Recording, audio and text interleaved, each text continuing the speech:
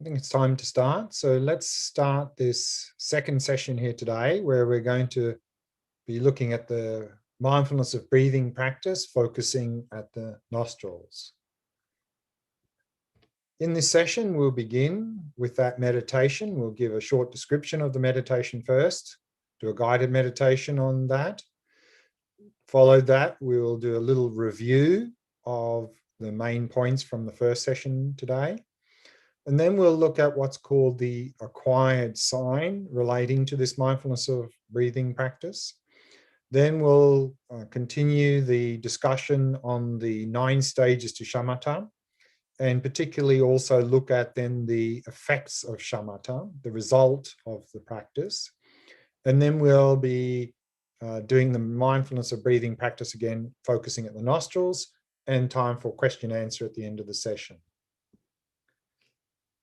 In this practice of mindfulness of breathing, focusing at the nostrils, the object is the sensations of the breath at the entrance of the nostrils. So it can either be the actual entrance of the nostrils or this small area above the upper lip, whichever you find more easy. So anywhere in this small area here. And this is because we're bringing the attention up and it's a much smaller area of focus, very good for enhancing clarity of attention. But remember to keep the balance of relaxation, the basis of relaxation. Now, there are 2 common tendencies with this practice. One is that because it's more difficult to focus here, to pick up sensations here, there can be a tendency to tense. So just keeping a watch, particularly of all the muscles in the face, keeping everything, all the muscles here soft and relaxed and not tensing. And also because it's sometimes a bit more difficult to notice sensations here, then sometimes what people do is they force the breath to pick up sensations. So we don't want to do that either. So just breathing naturally and just stay quiet and look closely for any sensations in this area. Like the previous practice of focusing on the abdomen, in this practice, if you find yourself getting heavily distracted or distracted a lot, and if you find it helpful, then you can bring in counting the breath to help stabilize the attention. That's the practice. So let's do that practice now. Find a nice, comfortable posture. Let's begin.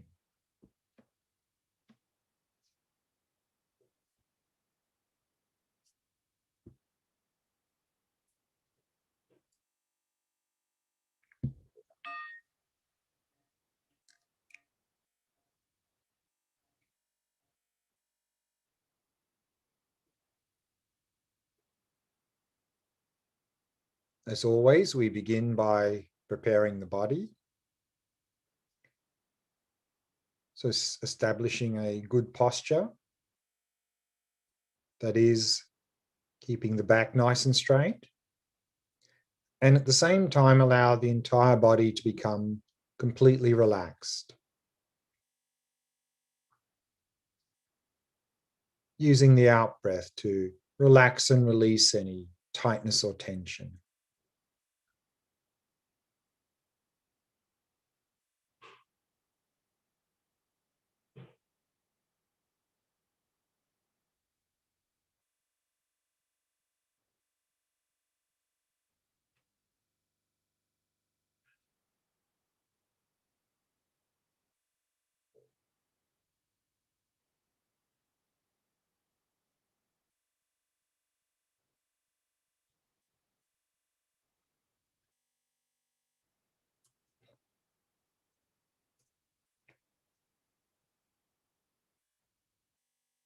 And having established a good posture, then keeping the body as still as possible, avoiding any unnecessary movement.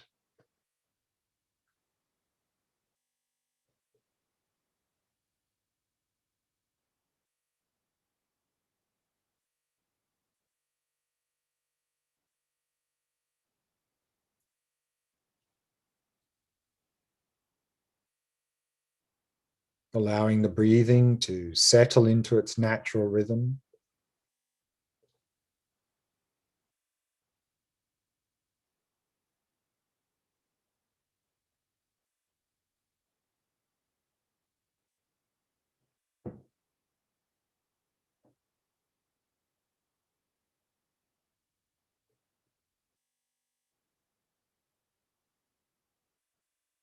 And with each out breath, releasing any thoughts that may have arisen, happily releasing them.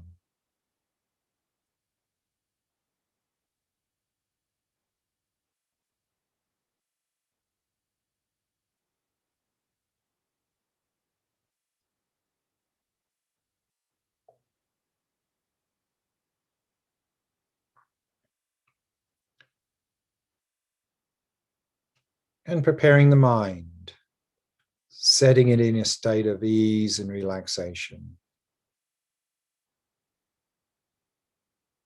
Releasing all activities of the mind and simply allowing the mind to come to rest in the stillness of the present moment.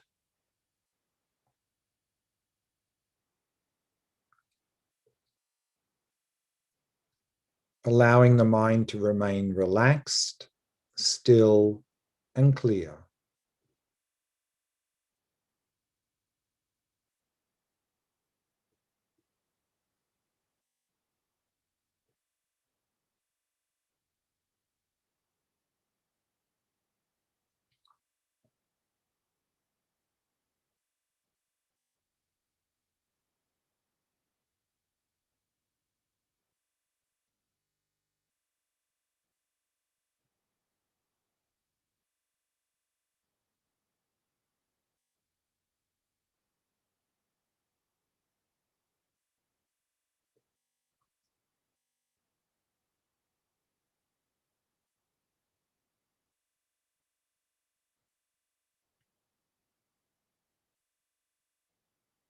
And whilst maintaining that basis of a relaxed body and a relaxed mind,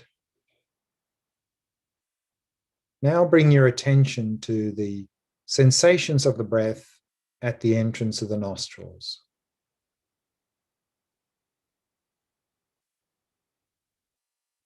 Focusing on the sensations as the air flows across this area as we breathe in and out.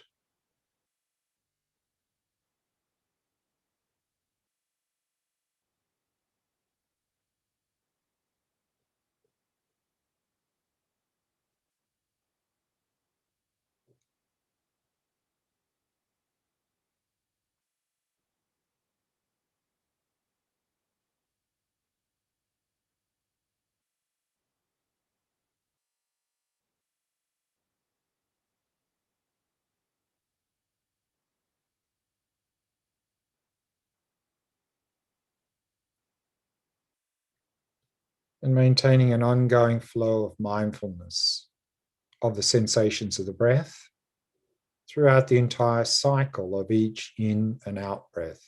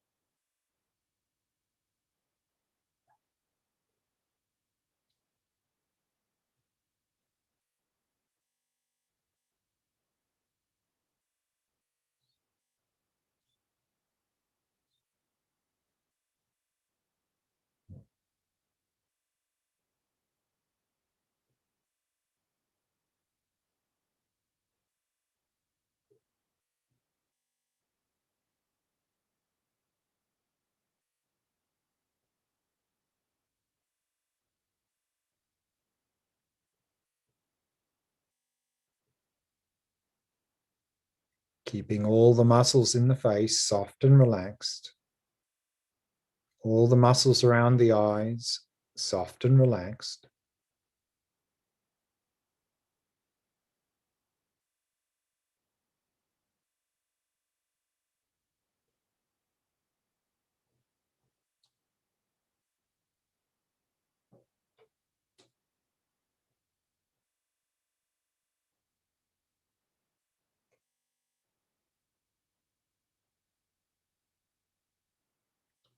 And allowing the breath to flow naturally, not trying to force the breath in any way.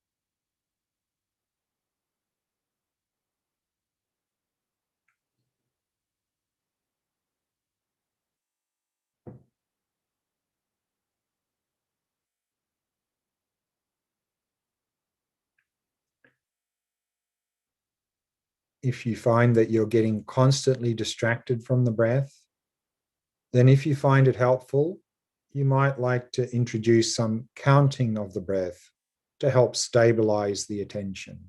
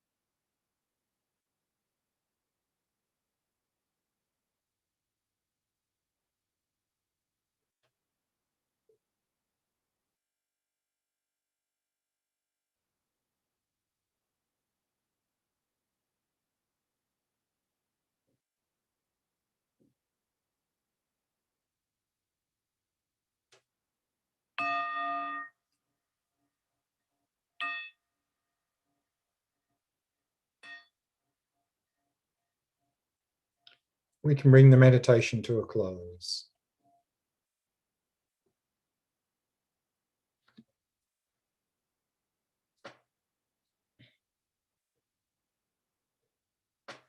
In this Shamatha practice weekend retreat, we're focusing on the breath, mindfulness of breathing Shamatha practice, the one that's most widely emphasized in many Buddhist traditions. But also in his Attention Revolution, Alan Wallace recommends to use the mind as the object, that is, observing thoughts, or also the turning awareness in upon itself and just resting in awareness. But here we have a quote from Tsongkhapa in his Shamatha part of his text. He says, concentration is not achieved in the sensory consciousnesses, but in the mental consciousness. Thus, the actual object of meditation of a concentration is the actual object of the mental consciousness. Therefore, you must keep your attention on this. But here, mindfulness of breathing is we're focusing on the sensations of the breath, which is a sense object, which is not an object of mental consciousness. It's an object of the tactile consciousness, sensory consciousness. So therefore, it seems like what Tsongkhapa is saying is we can't achieve shamatha focusing on the breath. And in fact, what we'll find, and we'll see this in the shamatha chart we'll go back to shortly, is that as we move through these 9 stages to shamatha, and we get towards the middling and higher stages, due to our increased focus, mental focus, our sense faculties actually shut down, which means that you won't be able to focus on the actual tactile sensations of the breath anymore. But fortunately, there is a solution. And we find this mentioned in Alan Wallace's Attention Evolution. And he says the following. He says, in the phases of mindfulness of breathing thus far, you've been attending in various ways to the tactile sensations of the respiration. However, to continue all the way along the path of shamatha, eventually you must shift your attention from the tactile sensations of breathing to what's called an acquired sign, a symbol of the air element that appears before the mind's eye as you progress in shamatha practice. What that means is that when we start by using the breath as the object, we're focusing on the tactile sensations of the breath. But then as we go deeper into this practice, then at some point, spontaneously will appear this acquired sign. And the acquired sign is a mental image related to the air element. What that looks like is very nicely described again in Attention Revolution on page 64. So I'd like to just read out what he says on page 64.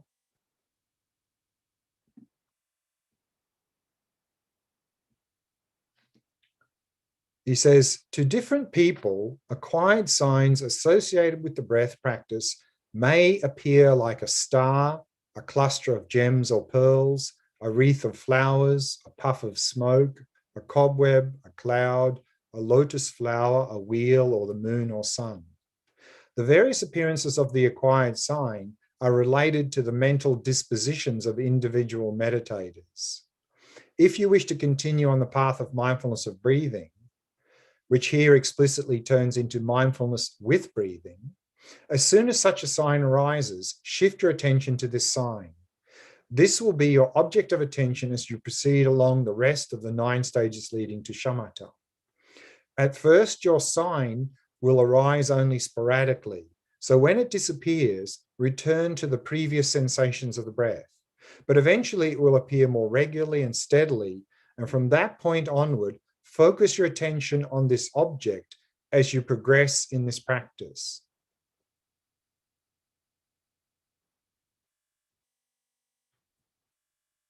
And so we go through 3 stages in this mindfulness of breathing. First, we have what's called the preliminary sign, which is actually the tactile sensations of the breath. And then as we go deeper into practice, then spontaneously this acquired sign will appear. It's not a visual thing. It's not something you see with your eyes. It's a mental image that will arise. And as we saw there, depending on the individual meditator, it can arise in many different ways, but it's related to the air element. So when that arises, shift your focus from the sensations breath to that acquired sign. Initially, it won't be stable. It'll probably drop away. Then you go back to the breath. But eventually that will become stable. And then you focus on that mental image the rest of the way to Shamatha. And when you achieve Shamatha, that acquired sign becomes what's called the counterpart sign, which is really a very subtle emblematic representation of the whole quality of the air element. So that's even a more subtle mental image that appears when you actually achieve Shamatha. So this is how we progress along all 9 stages with mindfulness of breathing. And so let's go back to the 9 stages to Shamatha. So we've looked at the first 4 stages, and so now we will look at the last 5 stages plus the result of Shamatha. But just to refresh our memory from the previous session, in the first stage, called directed attention, is simply when we can hold the object for a couple of seconds. And at the first stage, what we notice is our mind is completely out of control and we're distracted for long, long periods of time. So there's no attentional continuity on the object at all. We can barely hold it more than a couple of seconds. But as we continue and go further in the practice, we'll achieve stage 2, continuous attention, where now we can actually hold the object a little bit longer, maybe a minute or 2. But still at stage 2, we get distracted for long periods of time. But at least now we can hold the object a bit longer for a minute or 2. We keep practicing and our mindfulness gets better. We go on to stage 3 and 4. Stage 3, that resurgent attention, now our mindfulness is getting a lot better. We can hold the object longer, maybe 5 or 10 minutes at a time. And now if we get distracted, we quickly come back to the object. So we're mostly on the object, but we still do occasionally lose the object for brief periods of time. But then improving mindfulness more, get to stage 4 called close attention. Now we can hold the object the entire session without ever completely losing it.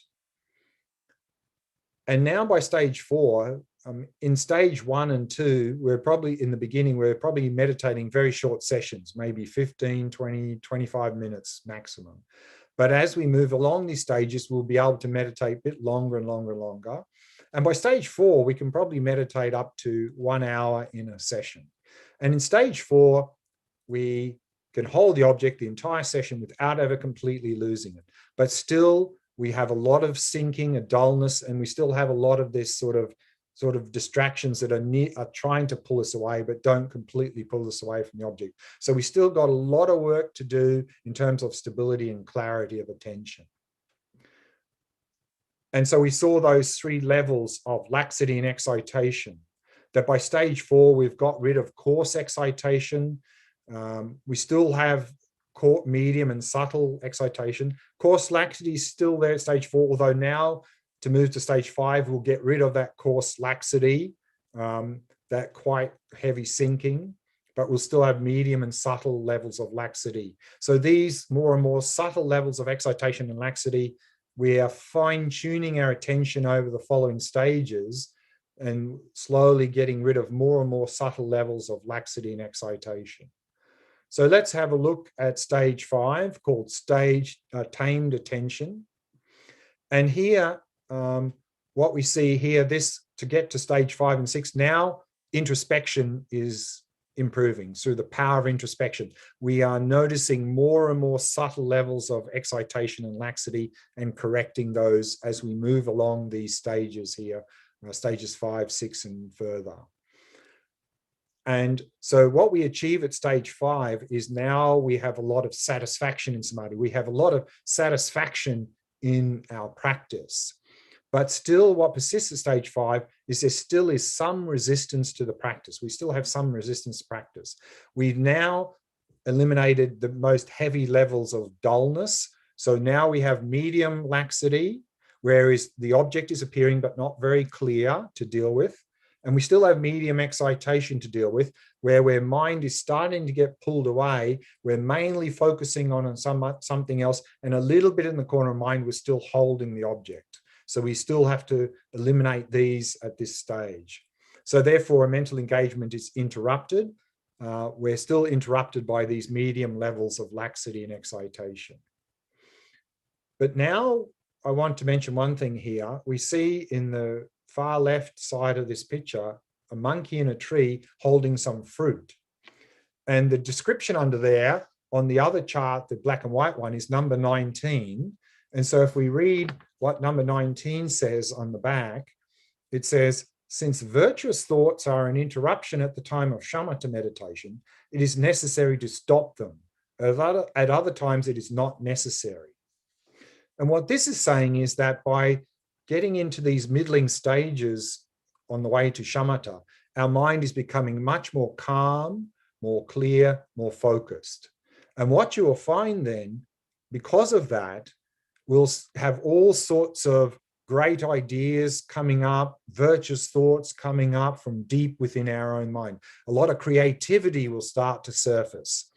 And what this is saying is that if some great idea or virtuous thought comes up in the middle of shamatha practice, this is not the right time to entertain that thought, but rather acknowledge, yes, great thought, I'll attend to that after the meditation and go back to the practice. So that's what this monkey in the tree is.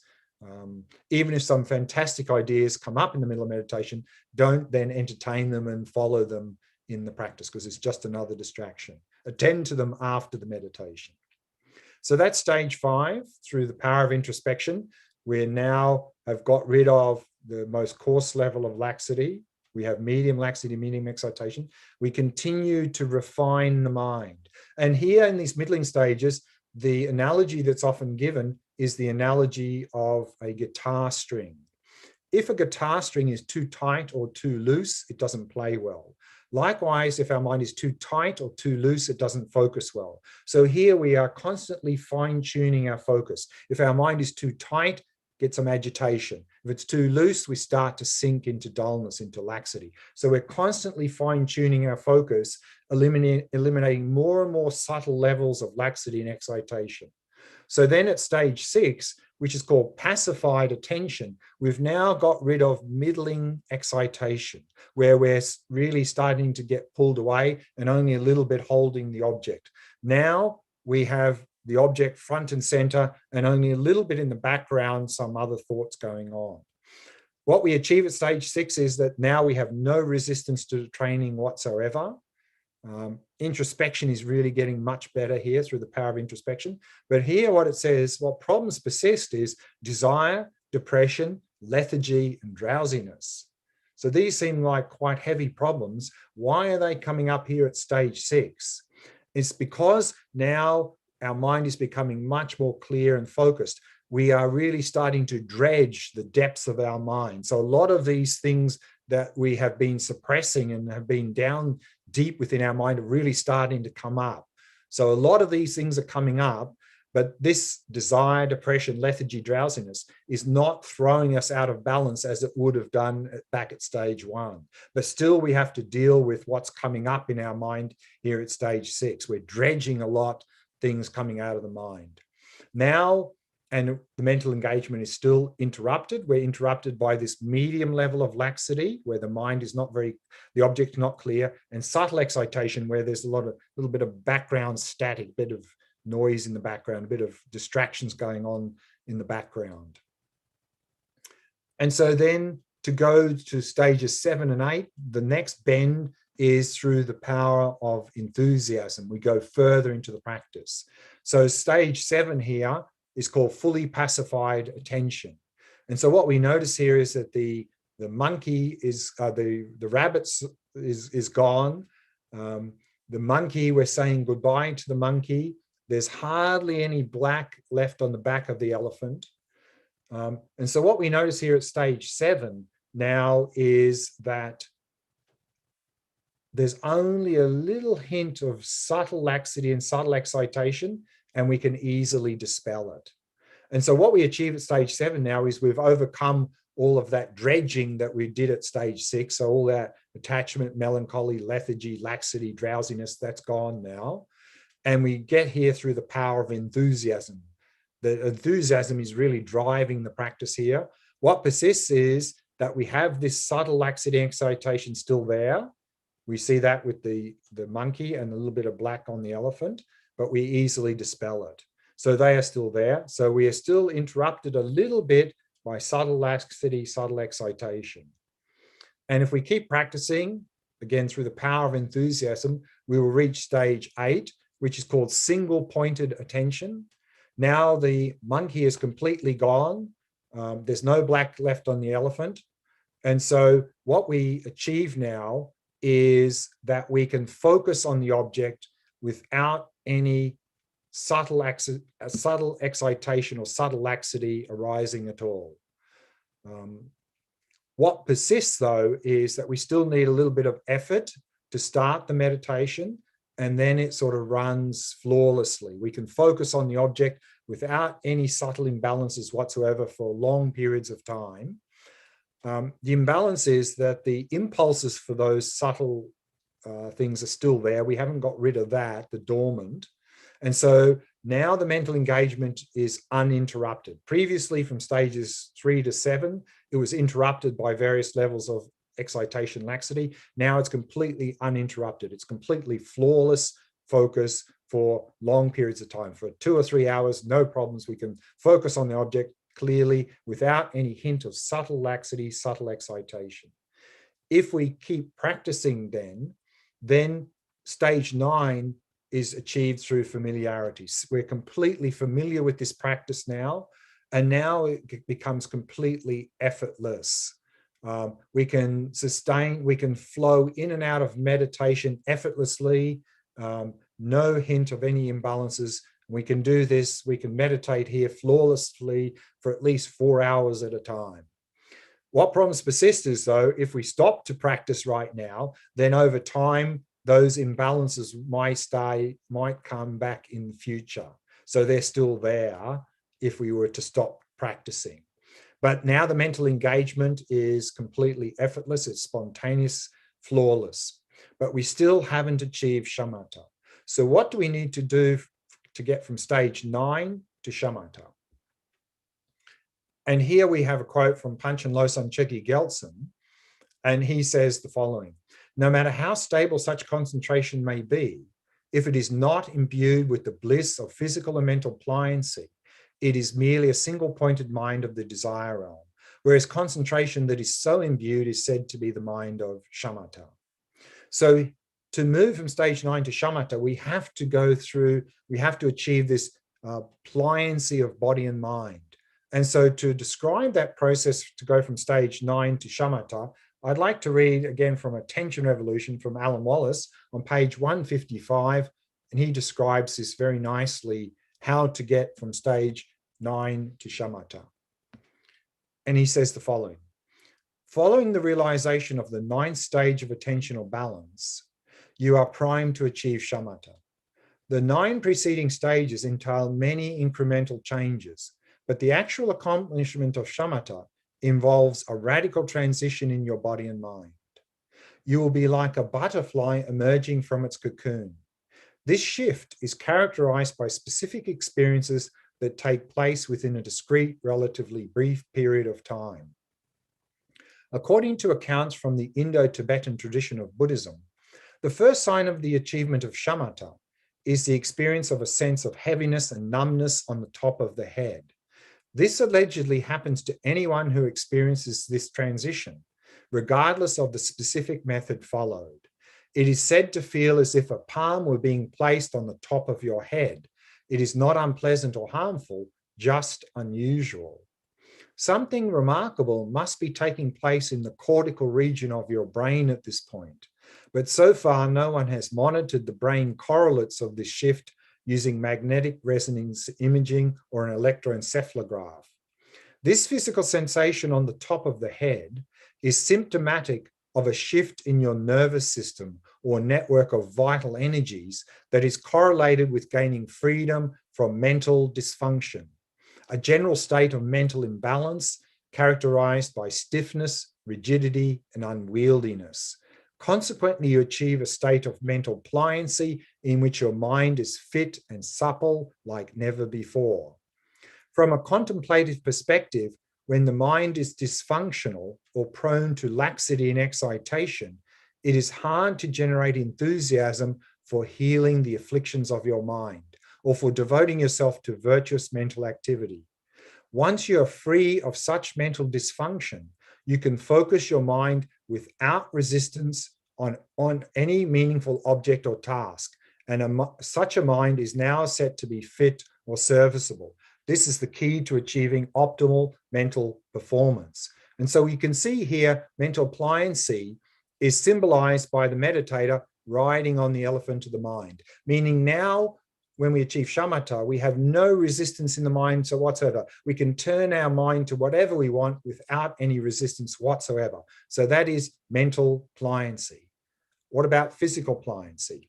He goes on and he says, following this sense of pressure on the top of your head, you experience the movement of vital energies moving in your body. And when they have coursed everywhere throughout your body, you feel as if you are filled with the power of this dynamic energy.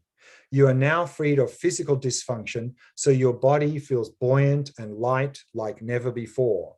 And that's symbolized here by the person flying through the sky. That it's said that when we achieve shamatha, our body feels light like cotton. So this is physical pliancy. But then he goes on to say, both your body and mind are now imbued with an exceptional degree of pliancy, which makes them remarkably fit for engaging in all kinds of mental training and other meaningful activities. When physical pliancy arises, the vital energies catalyze an extraordinary sense of physical bliss, which then triggers an equally exceptional experience of mental bliss. This rush of physical and mental rapture is transient, which is a good thing, for it so captivates the attention that you can do little else except enjoy it. Gradually it subsides and you are freed from the turbulence caused by this intense joy. Your attention settles down in perfect stability and clarity. You have now achieved shamatha. Sounds very good. And then Panchen Losang Chögyal Gyaltsen goes on to say, shamatha is a source of many excellent qualities, such as extrasensory perception and paranormal abilities, and in particular, the Arya paths of all three vehicles are attained in dependence upon it. An Arya is someone who's had a direct realization of emptiness. And so we saw earlier, to have a direct realization of emptiness, we need a very calm, clear, focused mind. We need the mind of shamatha. So then shamatha is really the basis of vipassana. And we see that in the last part of this diagram here, in the top right-hand corner is describing vipassana. We see the meditator on the elephant of the mind with the sword of wisdom in their right hand. And here, the description there says, the root of samsara is cut by the union of shamatha and vipassana, observing emptiness. Therefore, equipped with mindfulness and introspection, seek the correct view of emptiness. Means that on the basis of shamatha, we can now effectively engage in vipassana practice, the vipassana practice of emptiness. But what this doesn't mean is that first we need to achieve shamatha before we begin vipassana practice. But what it does mean is that if we don't at least put some effort into shamatha practice, then trying to do vipassana practice will be wasting our time, because our mind will simply be dull and distracted, and we won't be able to gain any insights into the nature of reality. One more point before we go back to the meditation, and that is, what are the effects of shamatha? If we say achieve shamatha and come out of meditation, what residual effects will we notice in daily life? And here we quote Tsongkhapa again, and he says, moreover, in post-meditative experience, which means outside of meditation, after achieving shamatha, the occurrence of mental afflictions such as hatred is also utterly different than before, being feeble and incapable of being very prolonged. So what we'll notice, even before we achieve shamatha, as we really get deeper into this practice, the effects of shamatha practice will be that in daily life, not only will we notice our mind is more calm, more clear, focused, but we'll notice that mental afflictions like craving, attachment, jealousy, anger, fear, anxiety won't be as strong as before. And if they come up, they last a short time. So that's what Tsongkhapa is saying here. And then he says the sense of clarity is so great that you feel that you could count the atoms of the pillars and walls of your house. And due to deep attentional stability, sleep does not occur as it did prior to achieving samadhi or shamatha. Rather, you feel as if your sleep was suffused with samadhi, meaning shamatha, concentration, and many pure dream appearances take place. And then he says, for the most part, the 5 obscurations do not occur. And the 5 obscurations are things that obscure us from achieving shamatha. And here we have craving, malice, laxity and dullness, excitation, anxiety, afflictive uncertainty. So having achieved shamatha, those hardly come up anymore outside of meditation. And then finally, he says, when one arises from meditative equipoise, in other words, meditation on shamatha, one still possesses some degree of physical and mental pliancy, so that flexibility and serviceability of body and mind is still somewhat there, even outside of the meditation as well. So these are some of the residual effects of shamatha outside of the meditation once we achieve shamatha. But we will certainly find that as we go into shamatha practice, that already, even way before we achieve shamatha, there will be some positive impact on that practice in daily life in terms of our mind being naturally more calm, more clear, more focused, less mental afflictions, not as strong, lasting less time. So very positive effect of that practice. And so let's go back to the meditation, the mindfulness of breathing, focusing at the entrance of the nostrils. Just a couple of points before we go to the meditation. This practice focusing at the nostrils has a unique advantage. It has inbuilt what's called a biofeedback loop. And you may have noticed that already, is that when you're focusing here and your mind gets calm and focused, your breathing gets more and more subtle, which means the sensations here get more and more fine, more subtle. And that forces you to pay closer attention, therefore in helping clarity, in enhancing clarity of attention. But likewise, you may have noticed that when your mind is a little bit agitated, then your breathing gets more coarse and it's easier to pick up the sensations here. So that helps avoid getting distracted. So we have this unique biofeedback loop with this practice. And as I mentioned, I think from one of the questions in the previous session, is that particularly with this mindfulness of breathing practice, as we get more into this breathing, mindfulness of breathing, and our mind starts to calm down, then the subtle energies in our body, which now are very much out of balance, start to balance. And in the balancing of the subtle energies in the body, all sorts of experiences, physical experiences can happen. We can feel like we're floating or levitating. We can feel like having a big body, small body, heavy body, no body, a lot of heat in the body, tingling, vibrations, and so forth. So all sorts of experiences, some pleasant, some strange, some unpleasant. And as I said in response to the question earlier, don't make a big deal out of these experiences, and certainly don't get caught up in craving the pleasant ones and having aversion to the strange or unpleasant ones.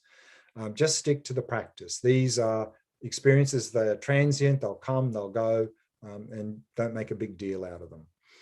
Now, in this practice, as we saw, in all shamatha practices, the basis is relaxation. But because here we're focusing on a smaller area, there can be a tendency to tense.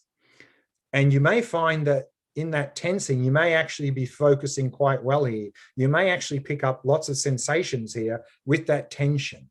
But we don't want to continue doing that, because we're going to build up a bad habit, and it's going to be even harder to release that tension later. And then we're also going to get very agitated from that tension and get exhausted from the meditation. So even if you're focusing well on the sensations here, and you notice a lot of tension, particularly across the forehead, around the eyes, and so forth, then on every out breath, release, release, release, release.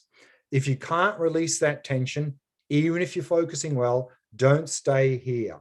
Go back down, focusing on the abdomen or the full body breath practice to reestablish the basis of relaxation. And then with a more relaxed body and mind, then you can come back to focusing here at nostrils. So really paying very close attention if there's tension there and really releasing it, releasing it, releasing it. Let's go to the practice then. So the practice is, as before, focusing at the entrance to the nostrils. If you're getting heavily distracted and you find it helpful, you can bring in some counting or noting of the breath. And if you can't release the tension, even if you're focused well, go back down, focusing on the abdomen or full body to establish that basis in relaxation. Let's do that practice. Find a nice, comfortable posture. Let's begin.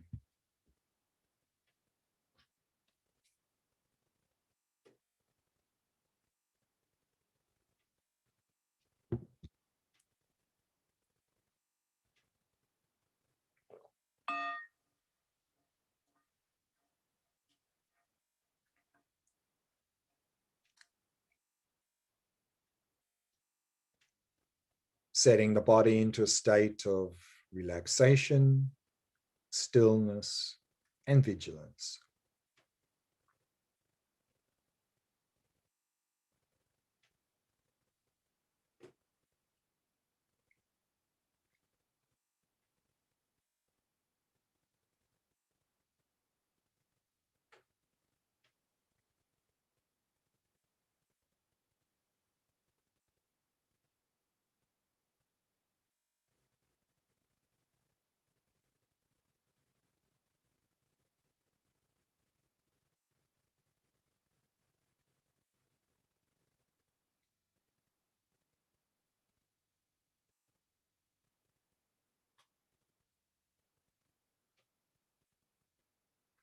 And relaxing more deeply with each out breath.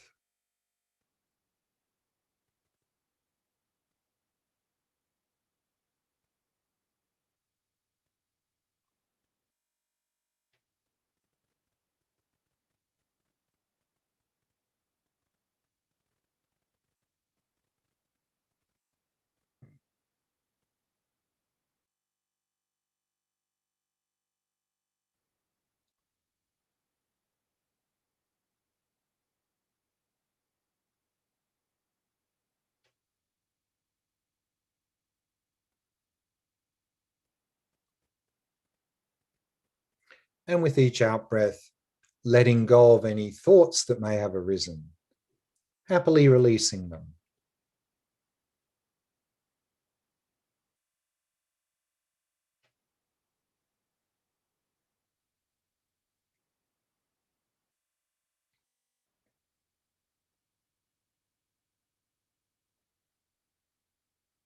And in particular, letting go of any expectations for this practice. Letting go of all of these things. And simply allowing the mind to come to rest in the stillness of the present moment.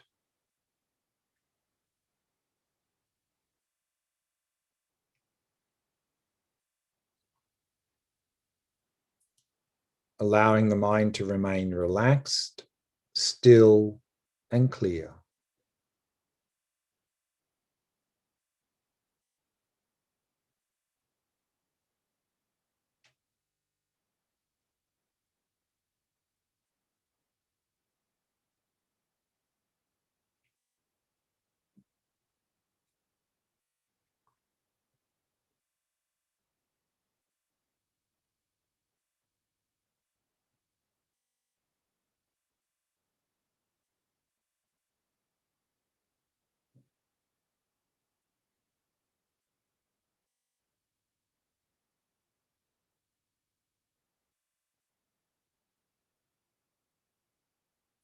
And then from that stillness, start to become aware of the sensations of the breath at the entrance of the nostrils.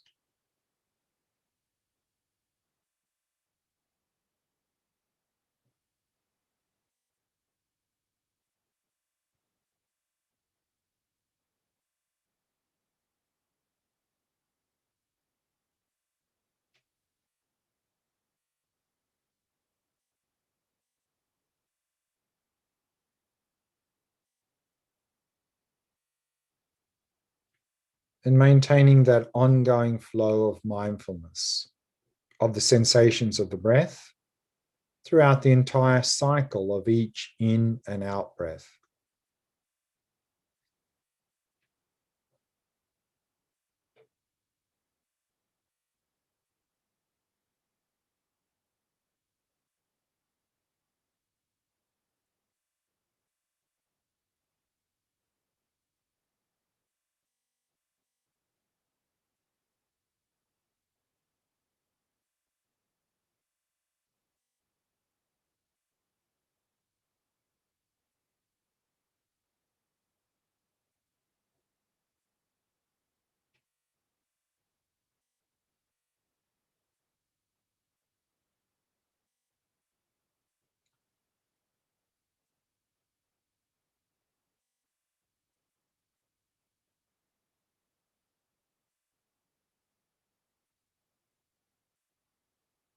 And to help balance the mind, to help overcome any agitation, tension, distraction, we can use the out breath as an opportunity to relax and release any tightness or tension in the body or mind, and to release any distracting thoughts.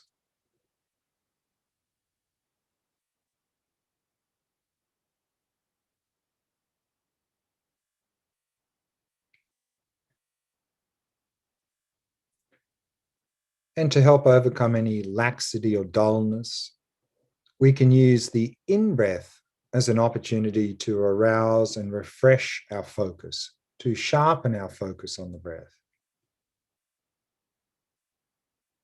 So relaxing and releasing on the out breath and sharpening the focus on the in breath.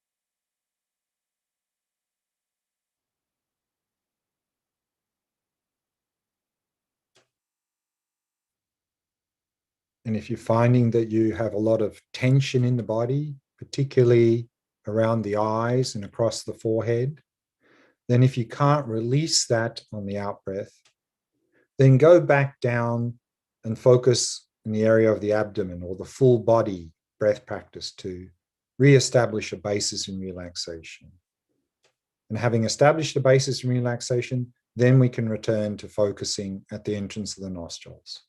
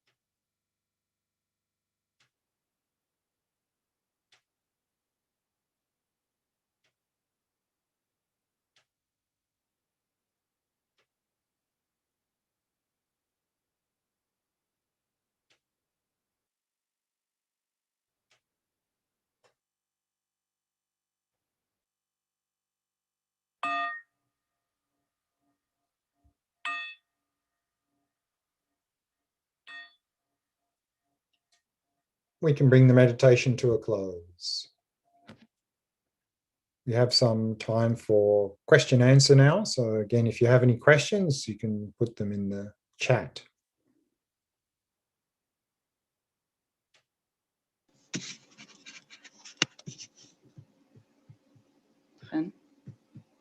We still have some questions from last session.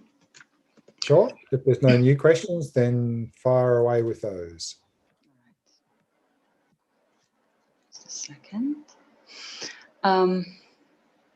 The item to concentrate is something you see or think about. The what, sorry? I think the object of concentration, is it something you see or is it something you think about?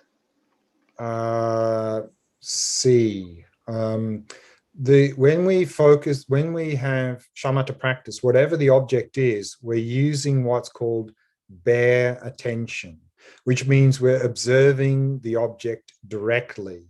So if it's the breath, we are directly observing the tactile sensations of the breath.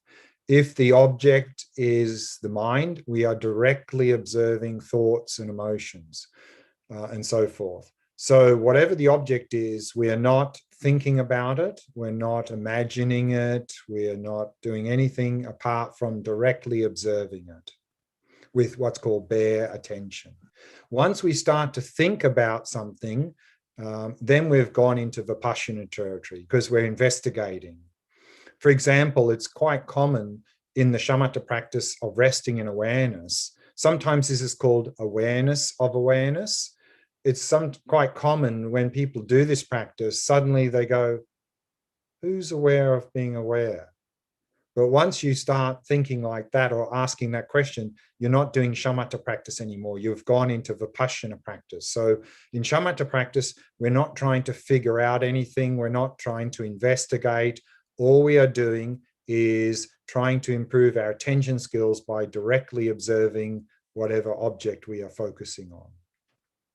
That's it. Thank you. Chava is asking, how do we come out of meditation and when do we know that the practice has ended?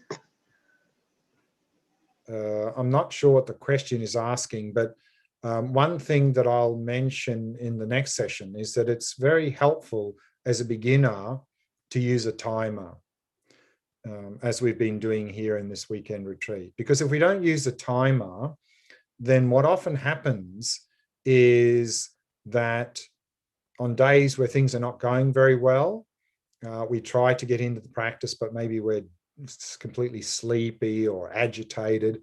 Maybe we try for 5 or 8 minutes or something, it's not working and we stop. That's not good, because if we give up whenever things get difficult, then we're not going to progress not only in meditation, we won't progress in our life if we always give up when things get a little bit difficult or challenging. If we've set a timer, if the meditation is difficult, we'll persevere. Very good. On other days, if we're not setting a timer, maybe things are going really well and we are enjoying the meditation going well, and we go, oh, this is good. And what do? We keep meditating, and we keep meditating until when? Until it's not going so well, and then we stop. And the thing we remember most about meditation is how it ended. And if we're always ending on a bad note, we're going to associate meditation with not such good experiences. We're not going to be very enthusiastic about meditating again the following day. Whereas if we set a timer, if things are going well and we stop, we remember that and we'll be very enthusiastic to meditate in the following day. So it's very helpful for these reasons and other reasons to set a timer as in the beginning. So then when the timer goes, then we slowly finish the meditation. Thank you. Nira is asking, do you recommend doing a few short meditations every day or one long meditation? That's another point I'll be covering in the next session, but I'll mention it now. The recommendation in the beginning is to do many short sessions, always emphasizing quality over quantity. Because if we meditate too long, we're not going to be able to sustain it. And for the latter part of the meditation, we're just going to get caught up in complete distraction or complete daydreaming or complete dullness. And then we're actually increasing the very faults we're trying to decrease. And so therefore always emphasizing quality over quantity. If we want to meditate a little bit longer in the morning, but we can't sustain that, let's say we want to meditate 45 minutes in the morning, but we can't sustain it, then break it into two 20-minute sessions with a little 2-minute break in the middle. So always emphasizing quality over quantity, many short sessions. And then as we get deeper into the practice and actually to move along those stages, we will need to extend the amount of time we meditate in a given session. Because if we're only ever meditating 15 minutes in a session, there's only so much progress we can make. So how to know when to extend how long we meditate is if at the end of the meditation, our normal experience is, oh, I would have liked to have done a little bit more, that's a sign to extend. But don't double the amount of time you meditate. So if you're meditating 15 minutes now, maybe 20 minutes. So 3 to 5 minute increments, extending, but always emphasizing quality over quantity. And so initially having many short sessions as opposed to one big long session. Thank you, Glen. Enat is asking, is it possible that although I'm generally in the very early stages of the path, I can occasionally have a session where I experience something from the middle stages, like a deeper, persistent samadhi? Yes, very good question. And the answer is yes, definitely. For example, let's say stage 3 we looked at yesterday. And stage 3, and this is just an example, we can apply to all stages. What does it mean to be actually at a stage? It means that that is our normal average experience. So for example, stage 3 meant you could focus maybe 5 or 10 minutes at a time. And if you get distracted, you quickly recognize that. So if that's your average experience, then you're at stage 3. But even being at stage 3, you may find on one occasion, you're completely focused very clearly the entire session without ever completely losing it. So you have like a peak experience. On another day, you might find yourself getting distracted more often and being distracted a little bit longer. So there'll be a lot of variation. But if that's the average experience, that's what it means to be at a state in a particular stage. So yes, you can have, even as a beginner now, you could have a session where you meditate and it's crystal clear and you're on the object the entire session. So you have like a peak experience, maybe a number of stages ahead of where you are. That's possible, yes. Thanks. Hila is asking, you mentioned that at some stages, the consciousness is resisting the practice. Why is it like that? Why do we resist things now? It's because we have mental afflictions, and we always want to do something enjoyable. We don't, if we do something now that takes some effort, we have some resistance. And so from the very beginning, there is resistance, and that resistance is there, as we saw, for quite a number of stages. But through each stage, that resistance will get less and less and less. And eventually we'll be so focused in the practice and we'll take so much satisfaction out of the practice, from the practice, that there'll be no resistance. It's the same as in daily life. If we're doing some activity that we are completely enjoying, then there's no resistance. But if we're doing something like we're doing some sort of training and we're not very good at it, then there'll be some resistance because we're not getting a lot of enjoyment out of it yet. It's the same as everything in life. As we get deeper into it and get better at some activity, we'll enjoy it more, there'll be less resistance. And same with Shamatha. Thanks. Iftach is asking, is it possible to reach the higher levels of Shamatha as people with Western way of life? Okay, good question. That really, to get through the middling and higher stages, we would need to really have a strong commitment to doing shamatha practice. So doing, 15 or 20 minutes or half an hour a day is not really going to get us there. It's a little bit like, if we want to be a concert pianist, will 30 minutes of practice a day get us there? And of course, the answer is no. But that doesn't mean that we shouldn't try if we don't have that capacity to reach the high levels, because even if we get to stage 2 and 3, our attention skills are already greatly improved from now, and we'll reap the benefits. So already we'll have a big improvement in our life, whatever we can manage. And as we go deeper into the practice, things will shift in our life. And you may find that a little bit later, you have more time and energy and space to go further and further into the practice. But also very important is these prerequisites that we're going to look at in the next session. How to set up in our life in such a way to support this practice. Because if our lifestyle is out of sync with shamatha practice, our lifestyle is sort of opposite to that, then whatever benefit we get in shamatha practice will be counteracted by our sort of dysfunctional lifestyle. And so we'll look at how to set up our life in terms of these prerequisites in the next session. That will also be very helpful. Maybe one more question and then we'll take a break. Sure. Kobe is asking, are the 9 stages necessary, or are there cases of jumping from maybe 2 stages up or something like that?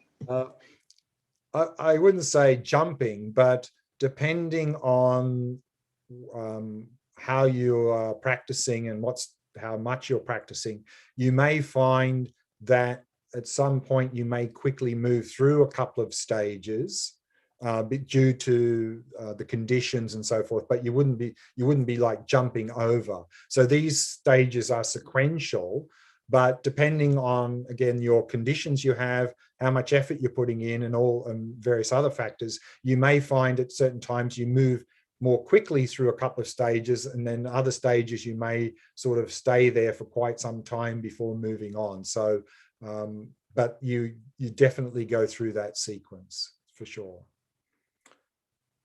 Maybe if we got one more question, we can field that. Then we'll take a break. So Inbar is asking, what kind of concentration object do you suggest for a long practice? A long practice? You mean to do a retreat on shamatha? Is that the question? I'm not sure. She just wrote a long practice. Maybe she means a long retreat. Yeah. Again, with shamatha, and we'll talk more about this idea in the next session. Initially, it would be good to experiment a little bit with different objects, such as the variations of the breath practice, maybe the mental image of a Buddha, the resting in awareness, observing the mind, and so forth. You know, try each one for a number of weeks every day, and to get a little taste for that practice and see whether that resonates with you. And then after that, then pick the one that really resonates with you, that you really feel would be best, and then really sort of stick with that practice if you want to go deeper into shamatha. And it's not like one object is better than the other. Is the breath better than the mind or better than awareness? The best object is the one that works best for you. And so for some people, maybe the breath is the best. For others, it might be awareness. For others, observing the mind. For others, a mental image of a Buddha. So it's really quite individual. So that's what I would recommend. Okay, let's leave it there. Let's take a break. In the next session, we'll be looking at integrating into daily life. And so we'll be looking at these prerequisites that I mentioned earlier, how to set up our life to support this practice. We'll also be looking at how to integrate this practice in daily life in terms of how to set up our day, but also in terms of some general advice about meditation and so forth. But also we'll be looking at worldview, the preliminaries, because these preliminary practices is really the foundation for the main practices such as shamatha, vipassana, and compassion. And if we haven't engaged in these foundation practices, you'll find that this shamatha practice, like all other main practices, will be very difficult.